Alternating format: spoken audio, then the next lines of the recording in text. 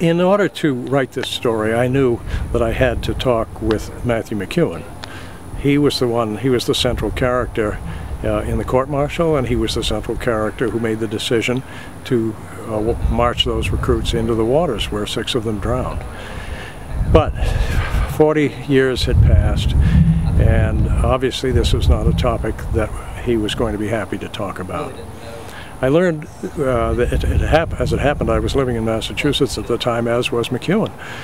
And his name was actually in the phone book, I discovered. But that was the easy part, finding his name and his address and his telephone number. The hard part was screwing up the nerve myself to make that phone call to him.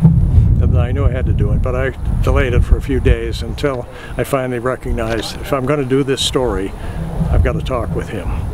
Or at least I've got to make the effort. And so I called him, and I said, "Is this Matthew McKeon?" "Yes."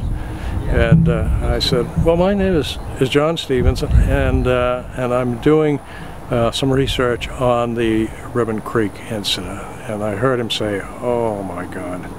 And I said, I'm hopeful that you will talk with me about that." I said, "I'm a former Marine myself." He said, "I don't want to talk about that." But he said, "Did you say you're a Marine?" I said, "Yes." He said, "All right, I'll talk with you." And so he did. And we spent 2 full days together, me interviewing him and him telling me what happened from his perspective, often with his voice halting and the tears running down his cheeks.